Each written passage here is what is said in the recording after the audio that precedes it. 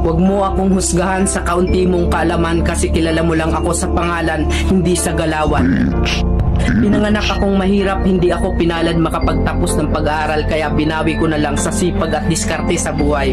Oo, wala akong pinag-aralan pero kaya kong kumita sa lansangan na hindi mo makukuha sa taas ng iyong pinag-aralan. Bago mo ako husgahan, daanan mo muna lahat ng napagdaanan ko para malaman mo kung sino at bakit ako ganito. Huwag mo husgahan ng isang tao dahil sa natapos niya, dahil minsan kahit yung mga taong hindi man humahawak ng diploma, daig pa nila yung nakagraduate ng may corona. Bawat tao may kanya-kanyang kwento sa buhay, kaya bago mo sila husgahan, alamin mo muna ang kanilang pagkatao at tingnan mo muna ang sarili mo. Baka malala ka pa sa tinitira mo.